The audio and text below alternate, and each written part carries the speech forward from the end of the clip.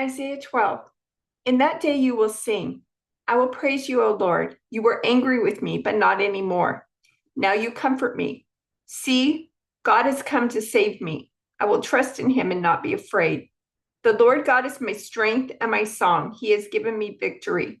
With joy you will drink deeply from the fountain of salvation. In that wonderful day you will sing. Thank the Lord. Praise his name. Tell the nations what he has done. Let them know how mighty he is. Sing to the Lord, for he has done wonderful things. Make known his praise around the world. Let all the people of Jerusalem shout his praise with joy. For great is the Holy One of Israel who lives among you. This message came to me concerning Damascus. Look, the city of Damascus will disappear. It will become a heap of ruins. The towns of error will be deserted.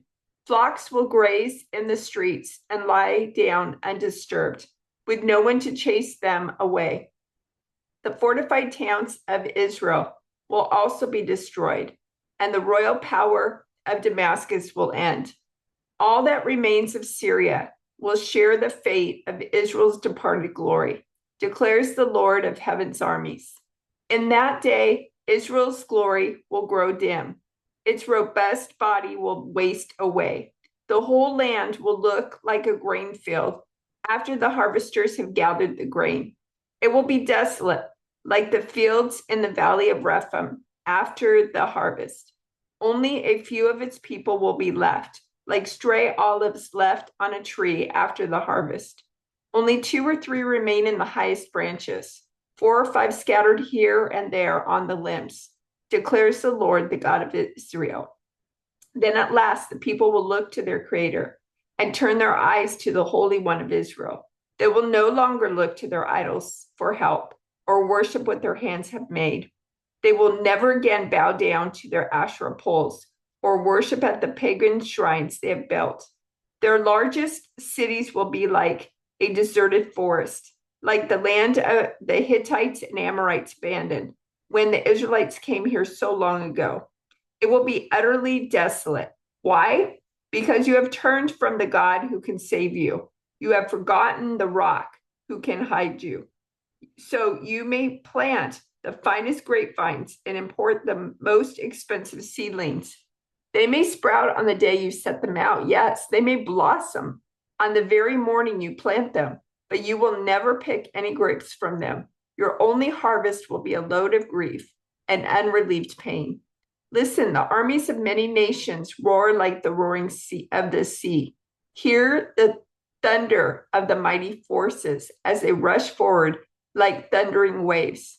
But though they thunder like breakers on a beach, God will silence them, and they will run away. They will flee like chaff scattered by the wind, like a tumbleweed whirling before a storm. In the evening, Israel waits in terror, but by dawn, its enemies are dead. This is the just reward of those who plunder us, a fitting end for those who destroy us.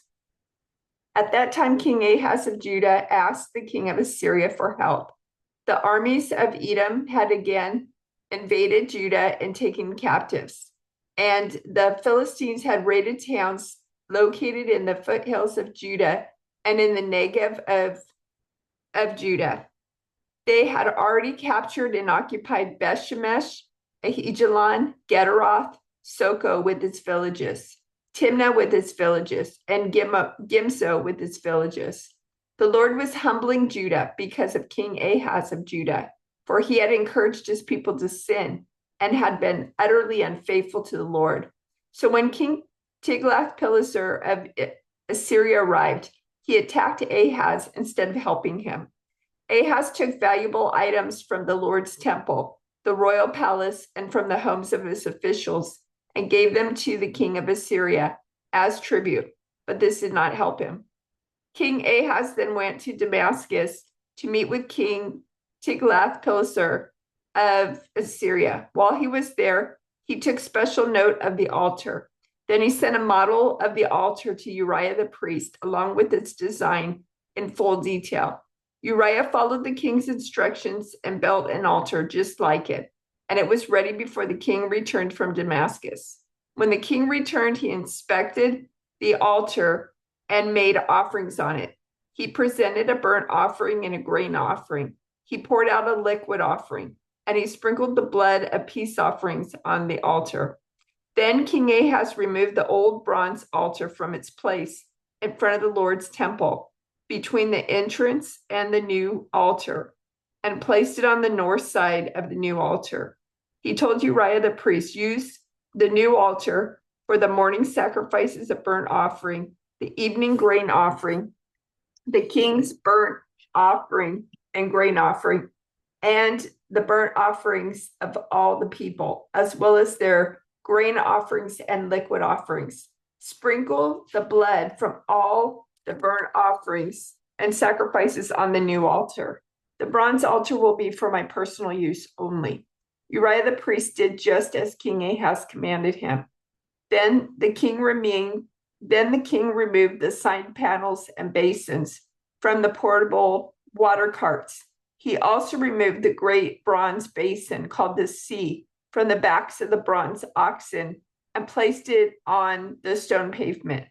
In deference to the king of Assyria, he also removed the canopy that had been constructed inside the palace for use on the Sabbath day, as well as the king's outer entrance to the temple of the Lord. Even during this time of trouble, King Ahaz continued to reject the Lord. He offered sacrifices to the gods of Damascus, who had defeated him, for he said, since these gods helped the kings of Aram, they will help me too if I sacrifice to them. But instead, they led to his ruin and the ruin of all Judah. The king took the various articles from the temple of God and broke them into pieces. He shut the doors of the Lord's temple so that no one could worship there, and he set up altars to pagan gods in every corner of Jerusalem. He made pagan shrines in all the towns of Judah for offering sacrifices to other gods. In this way, he aroused the anger of the Lord, the God of his ancestors. Hezekiah, son of Ahaz, began to rule over Judah in the third year of King Hoshea's reign in Israel. He was 25 years old when he became king, and he reigned in Jerusalem 29 years. His mother was Abijah, the daughter of Zechariah. He did what was pleasing in the Lord's sight, just as his ancestor David had done. He removed the pagan shrines, smashed the sacred pillars, and cut down the Asherah poles. He broke up the bronze serpent that Moses had made because the people of Israel had been offering sacrifices to it. The bronze serpent was called Nehushtan. Hezekiah trusted in the Lord, the God of Israel. There was no one like him among all the kings of Judah, either before or after his time. He remained faithful to the Lord in everything, and he carefully obeyed all the commands the Lord had given Moses. So the Lord was with him, and Hezekiah was successful in everything he did. He revolted against the king of Assyria and refused to pay him tribute. He also conquered the Philistines as far distant as Gaza and its territory, from their smallest outpost to their largest walled city. Hezekiah was 25 years old when he became the king of Judah, and he reigned in Jerusalem 29 years. His mother was Abijah, the daughter of Zechariah. He did what was pleasing in the Lord's sight, just as his ancestor David had done. Then Hosea, son of Elah, conspired against Pekah and assassinated him. He began to rule over Israel in the 20th year of Jotham, son of Uzziah. The rest of the events in Pekah's reign and everything he did are recorded in the book of the history of the kings of Israel. Hoshea, son of Elah, began to rule over Israel in the 12th year of King Ahaz's reign in Judah. He reigned in Samaria 9 years. He did what was evil in the Lord's sight, but not to the same extent as the kings of Israel who ruled before him. King Shalmaneser of Assyria attacked King Hosea. So Hosea was forced to pay heavy tribute to Assyria. But Hosea stopped paying the annual tribute and conspired against the king of Assyria by asking King So of Egypt to help him shake free of Assyria's power.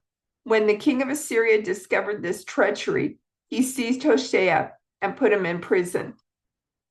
The Lord gave this prophet to Hosea, son of Beeri, during the years when Uzziah, Jotham, Ahaz, and Hezekiah were kings of Judah, and Jeroboam, son of Jehoash, was king of Israel. When the Lord first began speaking to Israel through Hosea, he said to him, "Go and marry a prostitute, so that some of her children will be conceived in prostitution." This will illustrate how Israel has acted like a prostitute by turning against the Lord and worshiping other gods. So Hosea married Gomer, the daughter of Diblaim, and she became pregnant and gave Hosea a son. And the Lord said, "Name the child Jezreel, for I am about to punish King Jehu's dynasty to avenge the murders he committed at Jezreel. In fact, I will bring an end to Israel's independence. I will break its military power in the Jezreel Valley." Soon Gomer became pregnant again and gave birth to a daughter. And the Lord said to Hosea, "Name your daughter Ruhamah, not loved, for I will no longer show love to the people of Israel or forgive them. But I will show love to the people of Judah. I will free them from their enemies, not with weapons and armies or horses and charioteers, but by my power as the Lord their God." After Gomer had weaned Ruhamah, she again became pregnant and gave birth to a second son.